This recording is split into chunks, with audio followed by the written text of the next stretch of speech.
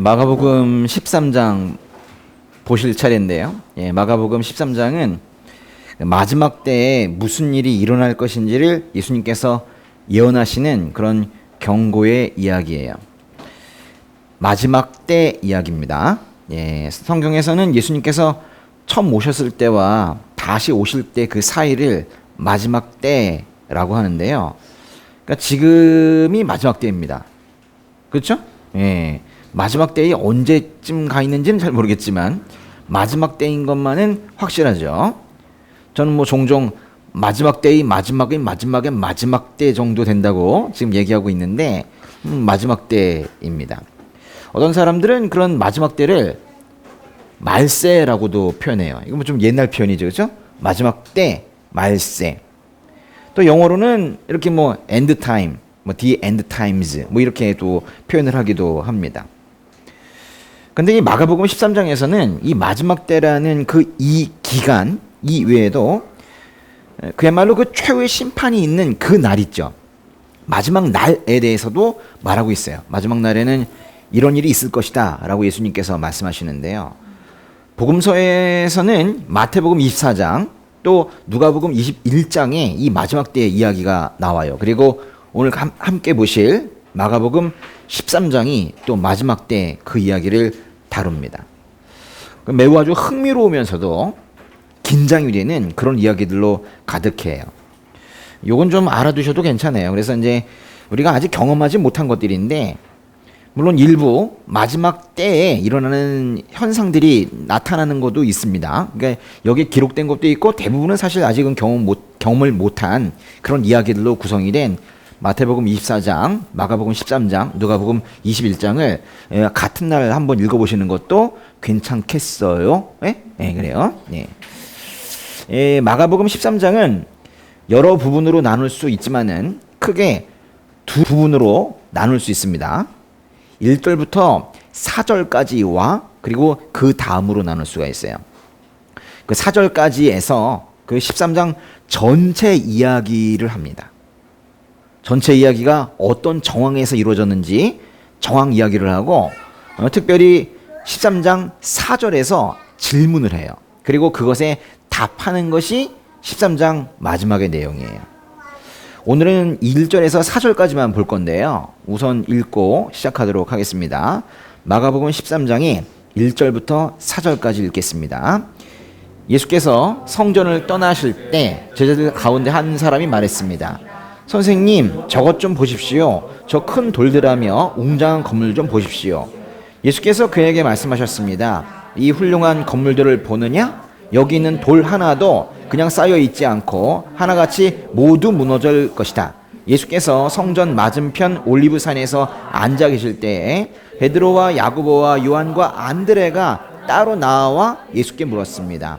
말씀해 주십시오. 그런 일이 언제 일어납니까? 그런 일이 다 이루어질 무렵에는 어떤 징조가 있겠습니까?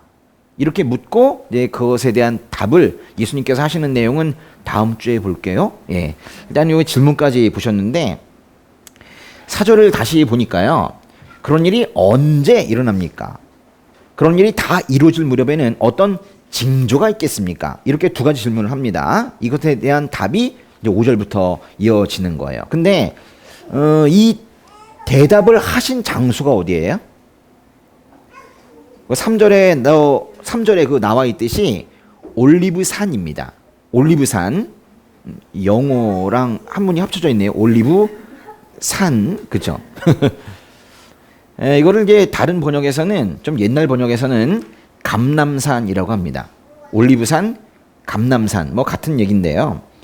그래서 13장 5절부터 나오는 그런 이야기를 즉 예수님의 대답을 우리가 감람산 강화, 올리브산 강화 이렇게 얘기해요. 여러분 강화가 뭔 뜻인지 아세요? 강화? 강화는 그 강의하듯이 말한다 이런 뜻이에요. 그러니까 강의하듯이 자세하게 설명하는 걸 우리가 강화라고 합니다. 그러니까 13장은 그 5절부터 끝부분이 다 예수님의 강화인데요. 예수님의 아주 쉬운 설교라고 보시면 되겠어요. 예수님은 올리브산에서 말씀을 하셨습니다. 그럼 성전에서 나오셔서 동쪽의 기드론 골짜기를 지나서 반대편으로 가신 거네요. 그렇죠? 지도 잠깐 볼까요? 예. 이게 지금 예루살렘 지도인데요. 이게 예루살렘 성입니다. 이게 동서남북 뭐 그대로 되어 있어요. 여기 갔을 때 기억이 나는군요. 그죠? 예루살렘에 어딘지 잘 모르고 막 헤맸던 기억도 나고 그래요. 근데 여기에서 여기 보시면 이게 성전인데요. 성전은 요만큼입니다. 이게 예루살렘 성이 이만큼이고 여기 있는 것이 성전인데 지금은 닫혀 있긴 하지만 요 한 중간쯤에 미문이라고 있어요. 미문. 요쯤에요. 그리고 그걸 다른 말로 황금문이라고도 합니다. 어떤 사람들은 동문이라고도 그래요. 예, 그러니까 뭔가 동쪽으로 가는 문인데요. 이쪽으로 예수님께서 아마 나오셨을 거예요. 그래서 제자들과 함께 이쪽으로 나오셔서 일로 가면 이게 쑥 들어가요. 여기 골짜기입니다. 여기가 바로 기드론 골짜기인데요. 그리고 다시 이렇게 올라가게 되면 여기에 올리브산이 있어요. 그러니까 지금 여기서 위에서 보니까 그렇지만 사실 옆에서 본다면 여기 예루살렘 성이 있고요. 그리고 올리브산이 있고 이 사이에는 이렇게 깊게 되어 있는 기드론 골짜기가 있어요. 그러니까 기드론 골짜기로 내려가셔서 다시 올라가신 거죠. 어디로요? 동쪽에 있는 올리브 산으로 가셔서 이쪽을 바라보신 거예요. 그러니까 이쪽에서 여기를 바라보시면서 저기는 무너질 거다 이렇게 말씀하신 거거든요. 이 정황은 좀 알고 계셨으면 좋겠습니다. 중요한 것은 이렇게 예수님께서 성전을 떠나셨다는 거예요. 성전 안에 계시지 않고 성전을 떠나셨다는 거예요. 이게 저녁이 되어서 이 성을 떠나서 숙소가 있는 어떤 베다니로 가셨다는 그런 얘기가 아닙니다. 이거는 정말 완전히 성전을 떠나신 거예요. 그리고 다시는 돌아오지 않으십니다.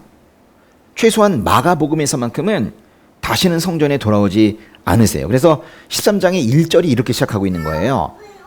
예수께서 성전을 떠나실 때 이렇게 얘기하고 있죠. 그렇죠? 예수께서 성전을 떠나실 때 이게 그냥 단순하게 어떤 정황 이런 것 정도 얘기하는 것이 아니라 매우 중요한 얘기예요. 이건 이 떠나셨다는 건 정말 떠나신 거예요. 다시는 돌아오지 않게 떠나신 거거든요. 그런데 성전에 들어가신 건 언제예요? 예수님께서 예루살렘 성에 입성하셔서 바로 성전에 들어가신 건 사실 마가복음의 11장인데요. 11장의 11절에 보면 성전에 가셨다가 날이 너무 저물어서 그날은 그냥 돌아보시기만 하고 그리고 다시 뭐 숙소로 가셨어요. 본격적으로 성전에 들어가셔서 가르치려고 하신 것은 11장 27절입니다. 11장 27절 잠깐 볼게요. 한번 읽어볼까요? 시작. 그들이 다시 예루살렘으로 들어갔습니다. 예수께서 성전을 거닐고 계시는데 대제사장들과 율법학자들과 장들이 다가와서 말했대요. 뭔가 이들이 다시 들어갔어요. 그러니까 예수님과 제자들이 다시 예루살렘 성에 들어갔는데 이때부터는 정말 본격적으로 가르치기 시작을 하세요. 논쟁하시죠? 많은 사람들이 예수님을 곤경에 빠뜨리기 위해서 많은 사람들이 와요.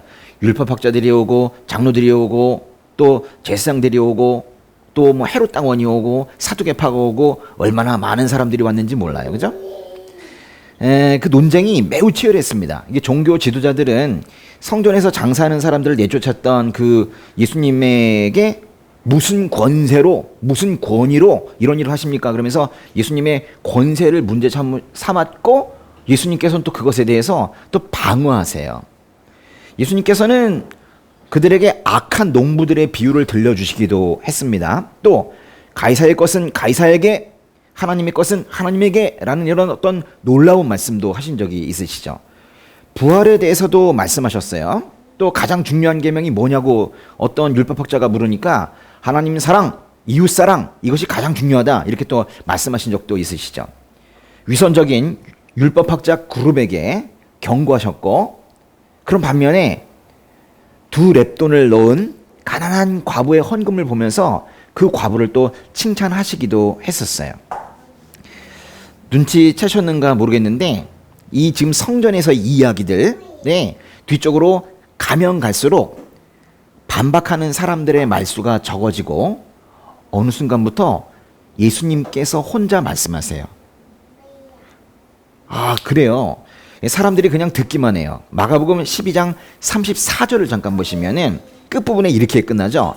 그 뒤로는 감히 예수께 더 묻는 사람이 없었습니다. 정말로 없어요. 그래서 그 뒤로는 예수님께서 혼자 말씀하시고 다른 사람들은 그냥 들어요. 이렇게 됩니다.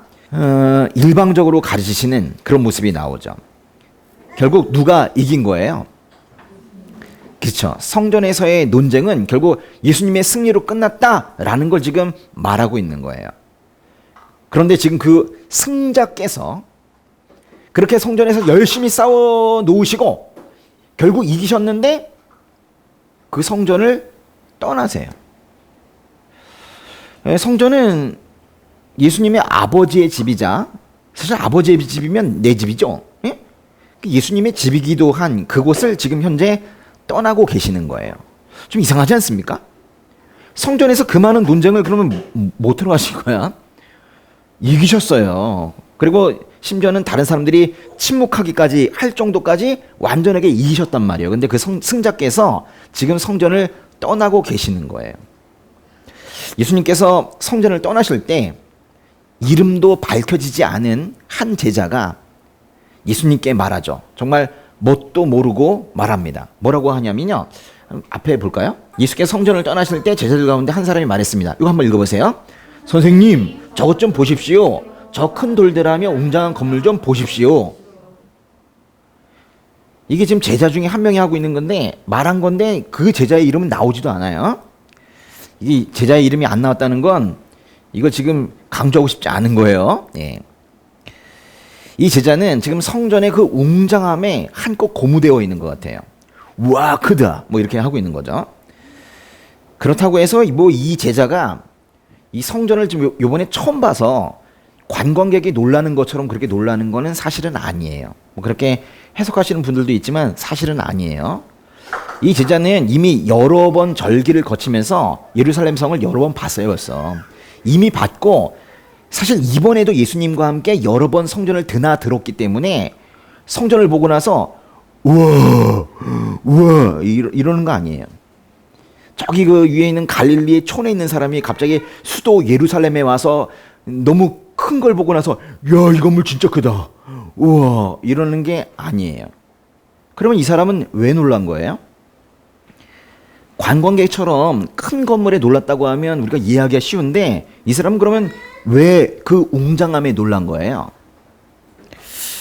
이 사람은요, 분명히 성전이 이렇게 큰데 이건 분명히 하나님께서 하신 일이고 그런데 거기에 지금 우리가 참여하고 있다는 거예요. 우리가 이 성전을 보유하고 있고 이 성전에 드나들 수 있다는 사실에 감격한 거예요. 야, 이렇게 큰데 나도 들어갈 수 있구나. 이렇게 감격을 한 거예요. 성전에 들어갈 때마다 감격을 한 거예요. 그 큰 성전에. 근데 그게 무슨 의미죠? 성전에 들어가면 감격이 됩니까? 좀 더 쉬운 말로 하면 큰 교회에 들어갈 때 감격이 돼요? 거기 문턱을 딱 들어갔을 때 나의 믿음도 막 자라고 그래요? 뭐 이 사람은 약간 그런 지금 느낌을 갖고 있는 거예요. 성전의 크기에는 압도되었지만은 도대체 성전이 무슨 의미를 가지고 있는지 사실은 모르는 거죠. 성전의 기능이 뭡니까? 성전의 본래 기능이 뭐예요? 다른 말로 하면 성전을 왜 만들었어요? 하나님께서 왜 만들라고 명령하셨어요? 왜 만들었습니까, 성전을? 응? 하나님을 기념하기 위해서? 제가 원했던 답은 아니에요. 뭐예요? 하나님께 제사 지내려고 비슷하긴 해요. 사실은 성전을 왜 만들었냐면 죄의 문제를 해결하기 위해서 만들었죠. 근데 사람들이 이걸 갖다가 까맣게 잊고 죄의 문제를 해결하기 위한 것인데 엉뚱한 거에 신경을 쓰는 거예요.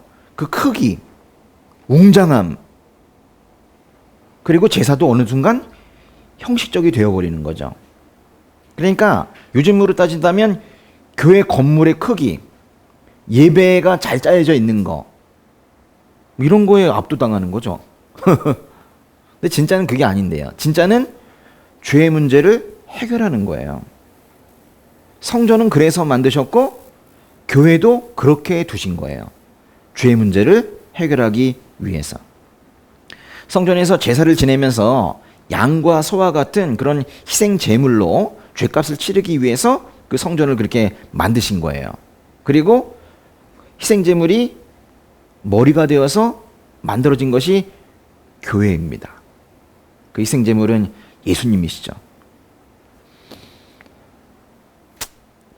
맞습니까? 이 본질을 잇는 거가 이게 이 교회의 문제예요. 응? 교회는 다른 것을 해결하기 위한 것이 아니라 이 죄의 문제를 해결하기 위해서 만들어진 것인데 이것을 잊어버리면 아무리 다른 것이 화려해도 필요가 없는 거예요. 사람들이 뭐 많이 모인다고 해서 프로그램이 좋다고 해서 다 필요 없는 거예요. 중요한 건 죄 문제를 해결하는 것, 다른 말로 구원이에요.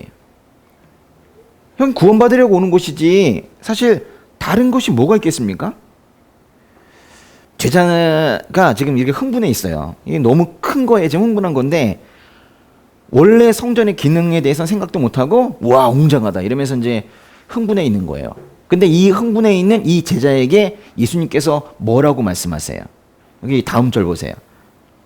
이 훌륭한 건물들을 보느냐? 여기 있는 돌 하나도 그냥 쌓여있지 않고 하나같이 모두 무너질 것이다. 지금 제자는 성전의 규모에 압도되어서 감탄하고 있는데 예수님께서 지금 거기에다가 죄송합니다. 찬물을 뿌리고 있는 거예요. 쫙! 그래서 그 감동을 지금 잠재우고 있는 거죠. 와 크다 그랬더니 무너질 거야. 이렇게 말씀하신 거잖아요. 여기는 돌 하나도 그냥 쌓여있지 않고 하나같이 모두 무너질 것이다. 이걸 다른 번역에서는 돌 하나도 돌 위에 쌓여있지 않고 뭐 이렇게 무너질 것이다. 이렇게 번역을 했어요. 돌 하나도 돌 위에 쌓여있지 않고 이렇게 켜켜이 쌓여있다는 뜻이에요. 예. 리소스, 에피리손 이렇게 얘기하는데요. 돌 위에 돌. 이건요 예수님께서 일부러 이렇게 말씀하신 것 같아요. 사실 돌 위에 돌을 쌓으면서 또 돌을 쌓고 이래가지고 성전이 되는 거 아닙니까? 그래서 이게 성전을 쌓는 그런 기록에 사실 돌 위에 돌을 쌓는다는 기록이 있거든요. 성전 쌓는 기록이 어디에 있어요? 성경에서. 여러 군데 있는데 정말 중요한 것은 학개서죠. 학개서에 성전 쌓는 이야기가 있죠. 맞습니까? 네. 학개서 2장 15절을 볼게요. 한번 읽어볼게요. 시작. 그러므로 이제 오늘부터 앞으로 어떻게 될지 잘 생각해 보아라. 여호와의 성전에 돌 하나를 다른 돌 위에 쌓기 전에는 어땠느냐. 예수님께서는 분명히 이 학개서의 이 말씀을 염두에 두고 사람들이 알 거라고 생각하고 말씀을 하신 거예요. 돌 하나를 다른 돌 위에 쌓기 전에는. 여기 이제 이 말씀은요. 그 어땠느냐, 그 전에 어땠느냐 이렇게 묻고 계시는 거는 사실 성전이 만들어지기 전에 너희 삶이 어땠느냐 이렇게 물으시는 거거든요. 어땠어요? 성전이 만들어지기 전에 너희 농사가 잘 된 적이 있냐? 성전이 만들어지기 전에 너희가 이렇게 풍요로운 생활을 한 적이 있냐? 사실 이렇게 묻는 그런 말씀이거든요. 그런데 여긴 지금 우리가 돌 위에 돌을 쌓는 그런 성전이 만들어지는 과정도 우리가 확인할 수가 있는 거예요. 그런데요, 사실 예수님께서 이 성전이 무너질 거다 이렇게 말씀을 하셨을 때 사실 예언하신 거죠. 근데 그 말씀을 믿은 사람은 별로 없었을 거예요. 여러분 직접 보시면 알겠지만은 돌이 무너진다는 게요. 뭐 조그만 돌이 무너지는 건 상관이 없는데 아주 큰 돌이 있잖아요. 사람이 밀어도 밀리지도 않는 예루살렘 성전에 지금도 발굴되고 있는 그 큰 돌은 지금 예루살렘 성전을 만들었던 돌 중에 큰 거는 600톤짜리가 있어요. 아주 크단 말이에요. 근데 그게 무너진다. 깨지는 것도 쉽지 않은데 무너진다라고 생각하는 거는 사실 쉬운 일은 아니거든요. 그런데 예수님께서 십자가에서 죽으시고 약 40년이 지나서 주후 70년경에 진짜 무너졌습니다. 근데 어떻게 무너질 수 있어요? 로마 장군 티투스, 우리는 디도 장군이라고도 하는데 로마 장군 티투스가 일단 불을 질렀어요. 그러니까 돌이 깨지는 거예요. 그리고 예루살렘 성이 다 불타고 정말 예루살렘이 무너져 버렸습니다. 그런데요, 어떤 사람들은 그래요. 예수님께서 지금 완전히 돌 하나도 돌 위에 남지 않고 다 무너질 것이다 이렇게 말씀하셨는데 그거 말 그대로 성취되지는 않았다. 예수님께서 좀 실수하셨다. 뭐 이렇게 말하는 사람도 일부 있어요. 그러니까 왜냐면은 기초석이 몇 개 남아 있거든요. 예? 돌 위에 돌이 조금은 남아 있어요. 아주 극히 일부이긴 하지만. 물론 돌덩이 몇 개가 이제 남아 있어서 그렇게 말하는 건데 사실 그것 때문에 예수님의 이 예언이 완전히 성취되지 못했다고 말한다면 그런 사람들은 우리가 보통 이제 뭐라고 얘기하냐면 까탈스럽다. 그래요. 까탈스럽다. 아니 예수님께서 이걸 말씀하시면서 이 성전 돌 중에 97.5%만 무너질 거야. 이렇게 얘기하길 바라는 거예요? 사실은 성전의 기능이 사라졌기 때문에 이거는 완전히 무너진 거예요. 더 이상 제사도 지낼 수 없고 그 본래의 기능을 상실해 버린 거죠. 마태복음과 누가복음은 예루살렘 성이 무너진 후에 써졌다는 의심도 하는 경우가 있어요. 그런데 마가복음은 그런 의심도 받지 않아요. 우리가 지금 보고 있는 마가복음은 주후 50년경에 써졌거든요. 예루살렘 성이 무너지기 20년 전에 이미 써진 거예요. 그러니까 이때 예수님께서 저거는 무너질 거야 라고 하신 그 예언은 말 그대로 예언이에요. 그리고 정말로 무너졌잖아요. 만약에 예수님께서 이때 그 20년 정도, 그러니까 마가복음이 써진 이후에 20년 정도 있다가 이것이 무너질 것이라는 걸 너무 명확하게 보고 계셨다면 사실 좀 더 자세하게 기록했을지도 몰라요. 뭐 불이 나가지고 로마의 장군이 와서 이랬을지도 모르는데 이거는 이제 예수님께서는 여기까지 말씀하신 거죠. 무너질 거다. 근데 실제로 무너졌죠. 예수님께서는 성전 밖에서 지금 성전을 바라보시면서 지금 이 말씀하신 건데요. 그 3절을 다시 한 번만 읽어볼게요. 3절. 예수께서 성전 맞은편 올리브 산에서 앉아 계실 때 베드로와 야고보와 요한과 안드레가 따로 나와 예수께 물었습니다. 성전 맞은편 올리브 산, 동쪽의 산에서 말씀하신 건 우리가 봤었어요. 근데 여기 보니까 네 사람이 왔습니다. 읽어보세요. 누구가 왔어요? 베드로와 야고보와 요한과 안드레가 나와서 예수께 물어봤죠. 근데 그 베드로, 야고보, 요한 요 앞에 세 사람은요. 가장 그 예수님의 은밀한 사역지까지 쫓아가는 그런 애제자 3인방이죠. 근데 여기 이 안드레 왜 들어간 거예요? 아주 어색해졌어요. 그래가지고 이런 조합은 없어 성경에. 요배야 보통 여기 나오는 요배야 여기다가 안드레가 좀 들어갔단 말이에요. 왜 들어갔을까요? 이런 거 보면서 궁금해하지 않으셨어요? 안드레는 왜 들어갔을까? 질문, 안드레는 왜 들어갔을까요? 실제 있었으니까. 그러니까 이거는 안드레를 빼고 요배야 3인방을 뭔가 상징적인 것처럼 쓸 수 없었던 거예요. 왜냐면 안드레가 실제 포함되어 있었으니까요. 그러니까 이런 거, 안드레 이런 걸 보면서 이거 실제 있는 거구나 이렇게 생각할 수 있으면 되는 거예요. 그리고 제자들이 예수님께 그 일이 언제 일어날지, 그때 어떤 징조가 있을지 질문을 하고 예수님께서 대답을 하시는 얘기는 이제 다음 주에 한다고 그랬어요. 사실 성전이 무너질 것이라는 예언은 예수님께서 잡히셔서 재판을 받으실 때 그때 아주 큰 파장을 오히려 일으켰죠. 사실 예수님을 십자가 처형으로 내몰았던 가장 큰 혐의 중에 하나가 바로 성전 파괴 예언이었습니다. 맞습니까? 실제로 그래요. 마가복음 14장으로 한번 가보세요. 마가복음 14장의 58절 보세요. 한번 읽어볼까요? 우리는 저 사람이 내가 손으로 지은 이 성전을 헐고 손으로 짓지 않은 다른 성전을 3일 만에 세우겠다고 하는 소리를 들었습니다. 이게 실제로 이제 재판 과정에서 나온 얘기들인데요. 마가복음에서는 이거를 이제 뭐라고 얘기하냐면 이 바로 앞절에 57절에서 거짓 증언이다 이렇게 말을 하고 있어요. 이거 거짓말이래요. 뭐가 거짓입니까? 아니 예수님께서 성전이 무너질 거라고 그러셨지 내가 무너뜨릴 거야 이렇게 말씀하셨어요? 이건 거짓말이에요. 이거 보세요. 내가 손으로 지은 이 성전을 헐고 손으로 짓지 않은 다른 성전 3일 만에 세우겠다. 헐고 예수님께서 이 성전을 헐어버린다고 이 사람들이 지금 과장하고 있는 거예요. 그렇죠? 그래서 거짓 증언이라고 말하고 있는 거예요. 예수님은 무너질 거야 라고 말씀하셨지 내가 무너뜨릴 거야 라고 말씀하진 않으셨어요.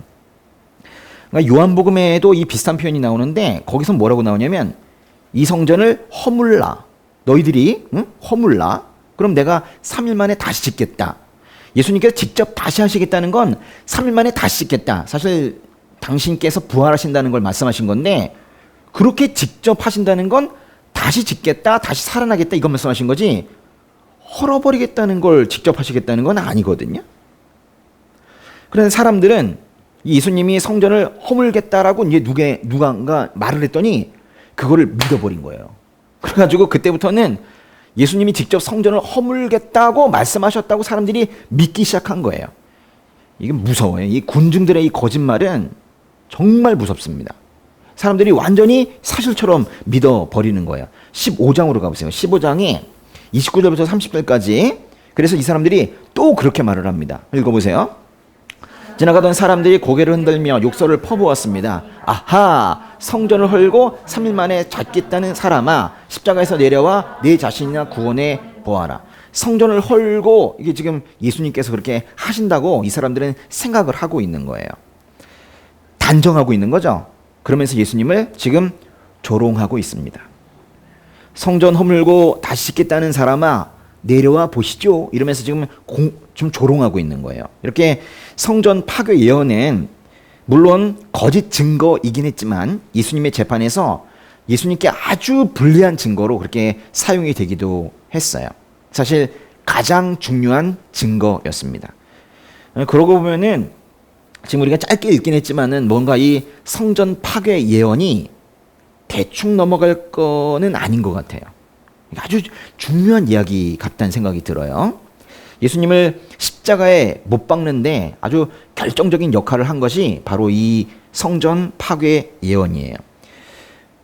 그래서 이제 다시 마가복음의 13장의 1절부터 4절까지 오늘 말씀이죠. 이거를 다시 읽어보면 여기에 큰 비밀이 숨어 있다는 걸 우리가 알게 돼요. 지금 우리가 눈으로 본 게 다가 아닌 거예요. 한번 다시 한번 읽어볼까요? 13장의 1절부터 4절까지 한번 다시 한번 띄워줘 보세요. 한번 읽어볼게요. 시작.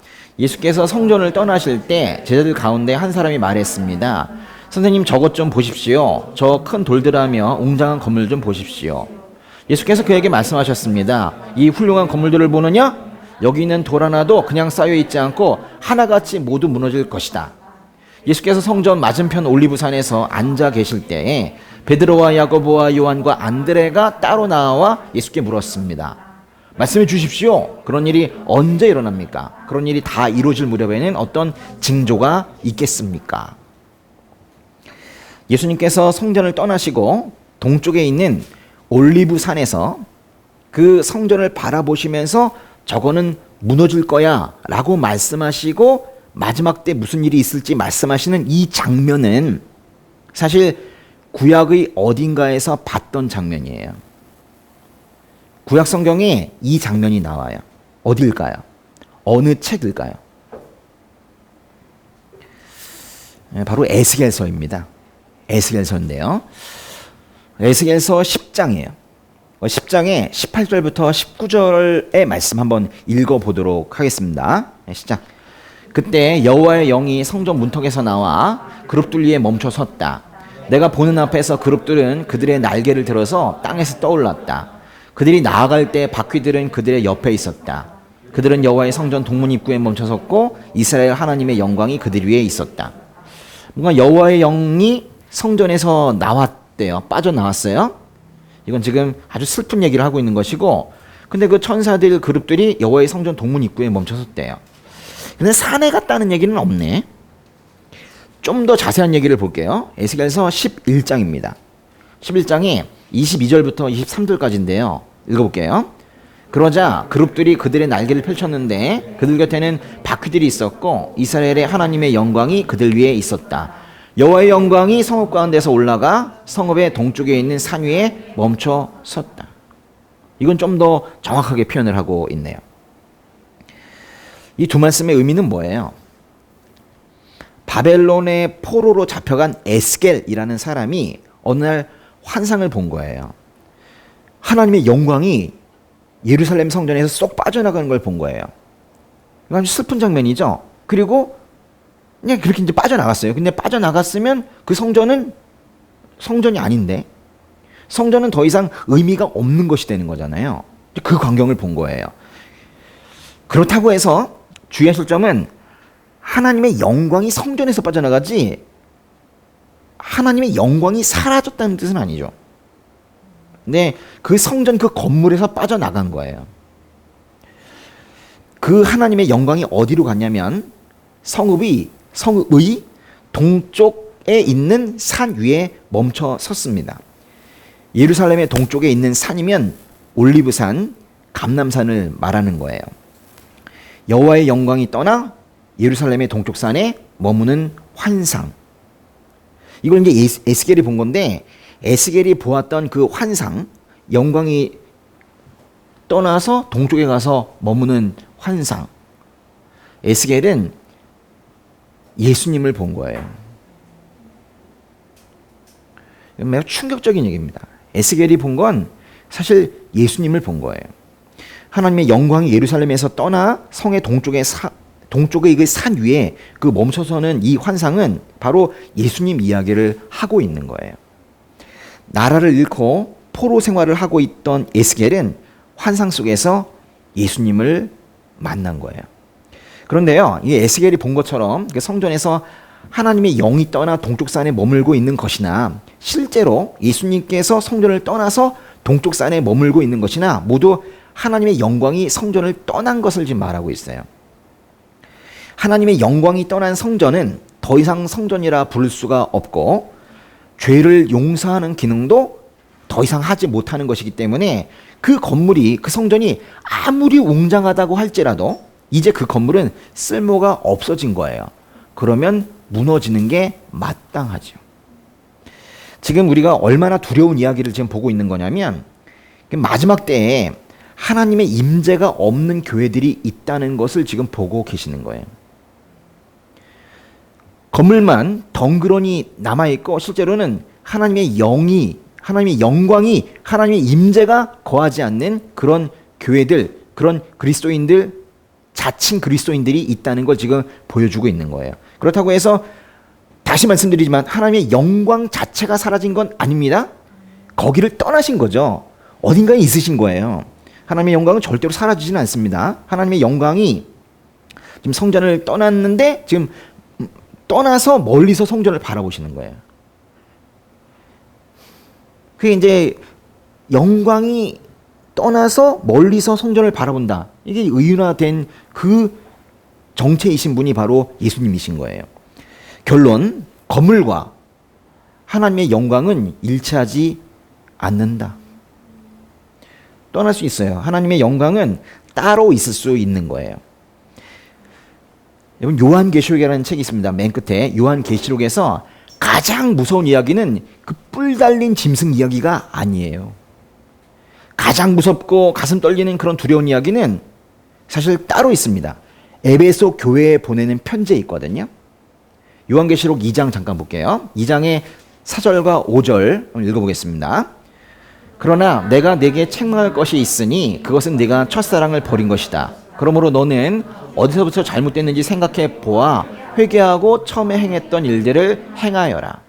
만일 그렇게 하지 않고 회개하지 않으면 내가 네게로 가서 네 촛대를 그 자리에서 옮길 것이다. 에베소 교회야, 너 잘하고 있는 것 같긴 한데 너 요즘 왜 그러냐?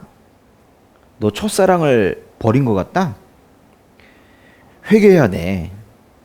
어디서부터 잘못됐는지 잘 살펴보고 회개해야 돼. 회개하지 않으면 네 촛대를 그 자리에서 옮길 것이다. 이렇게 말씀하세요.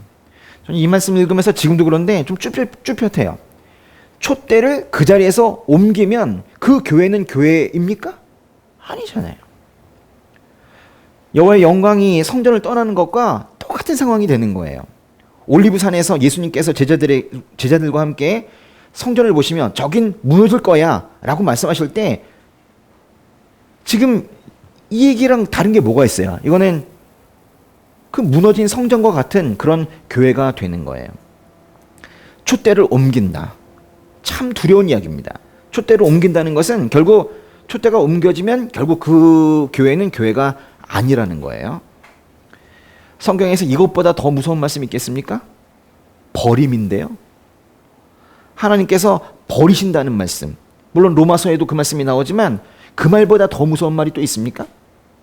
차라리 혼내신다, 징계하신다. 그래도 곁에 계신 거예요. 근데 하나님께서 버리신다. 이거는 정말 무서운 이야기입니다.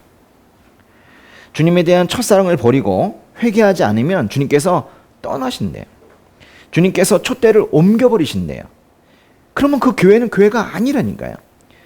고린도전서 3장 16절에 보면 우리를 하나님의 성전이라고 하세요. 만약 우리에게서 하나님의 영광이 떠나신다면 예수님께서 성전을 떠나셔서 다시 돌아오지 않으신 것처럼 그렇게 우리를 떠나신다면 우리는 더 이상 그리스도인이 아닌 거예요. 워낙에 믿음이 약했던 우리들이기 때문에 여기까지는 긍정하십니까? 아니요? 응? 나는 저 목사보단 나아요? 예? 예. 우리가 워낙에 믿음이 약했던 그런 존재들이기 때문에 사실 코로나 때문에 예배가 무너졌다고 말하기도 민망해요. 네? 사실은 코로나는 어떻게 보면 그래요. 뭐 그 이유 중에 많은 이유 중에 하나가 될 수 있겠지만 본질적이지는 않아요. 이렇게 코로나 사태가 장기화되고 있는 이때에 우리가 지금 오늘 이 말씀을 진지하게 봐야 되는 거예요. 예수님께서 성전을 떠나실 때 예수님께서는 그 성전에 더 이상 아무런 기대도 하실 수가 없어서 떠나신 거예요. 눈에 보이는 웅장함으로 더 이상 믿음을 판단할 수 없다는 거예요. 어떤 종교적인 문양이나 또는 건물 형체는 그 공동체의 믿음을 담보하지 않습니다. 진정 예수님을 믿고 있는가? 더 정확하게는 하나님께서 십자가에서 예수님을 통해 하신 일을 믿고 있는가? 이게 믿음이에요. 그 믿음 가지고 있는 사람들이 모여 있으면은 거기를 교회라고 하는 것이지 건물은 사실 아무것도 아닌 거예요.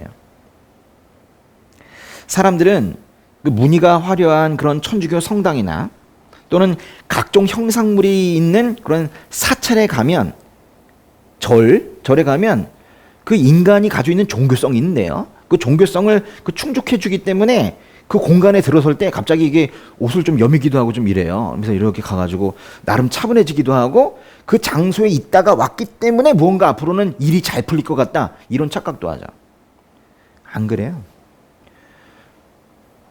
사람이 변하지 않거든요.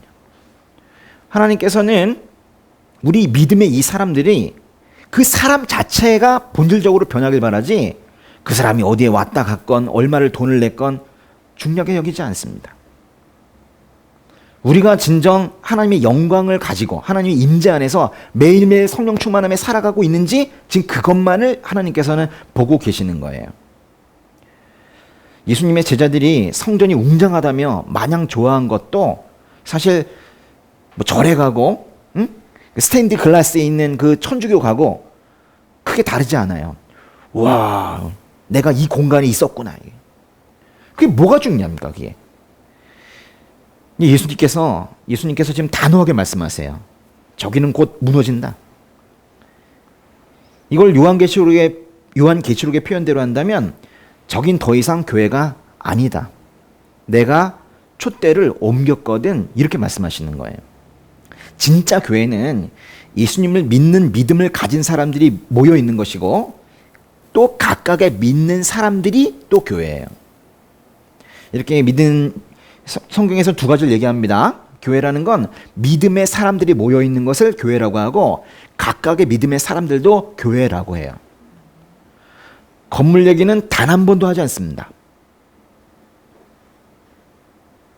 지금 우리는 예배가 죽은 북한 땅이나 또는 지하교회에서 눈물의 예배를 드리는 중국이나 또는 극심한 탄압 속에서 예배를 드리는 이슬람 교회를 걱정할 때가 아니에요.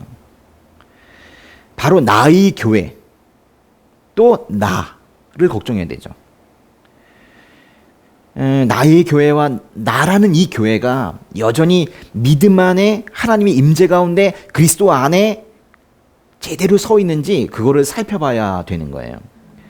건물도 형상물도 아무것도 나의 믿음을 담보하지 못합니다. 사실 그래서 믿음 생활이 어려운 거예요. 만약에 휘황찬란한 어떤 문양이 있는 곳에 갔다 오기만 하면, 절에 갔다 오고 천주교 성당에 갔다 오면 믿음이 장착이 된다면 얼마나 좋겠어요. 그것만큼 편한 종교 생활이 어디 있습니까? 근데 우린 진짜 어려운 길을 가고 있는데 이 어려운 길을 다른 말로 하면 이게 진짜예요. 그래서 기독교 신앙 그렇게 얘기를 하는 거예요. 건물도 형상물도 아무것도 나의 믿음을 담보하지 못하는 그런 상황에서 우리의 믿음을 체크할 수 있는 유일한 기준은 하나님의 영광이 아직도 나에게 머물고 있는가입니다. 내가 예루살렘 성전 같지 않아도 돼요. 올리브 산에 계신 그 예수님이 내 마음에 들어와 있으면 되는 거예요.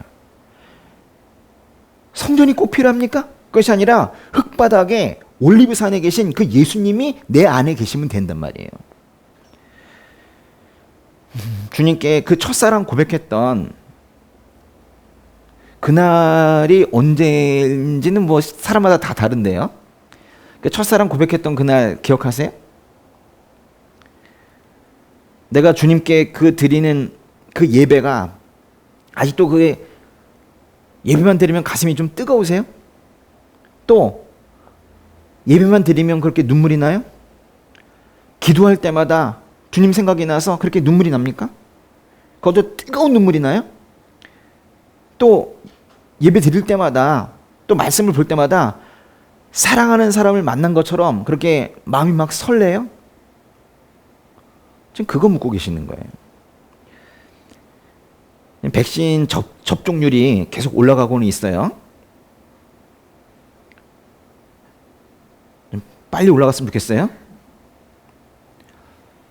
확진자 수가 얼른 감소해서 방역 수칙이 좀 바뀌었으면 좋겠어요. 그래서 좀 더 완화되면은 우리도 다시 만나서 이제 예배를 드릴 수 있을 겁니다. 근데 뭐 지금 그렇게 좀 억지를 부리고 싶지는 않아요.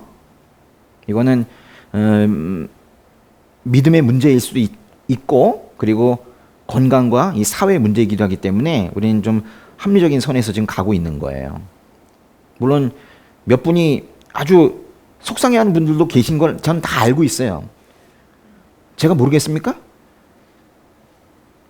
제가 농담할 땐 저 서울대예요 이렇게 얘기하는데, 근데 오늘은 얘기 안 하지.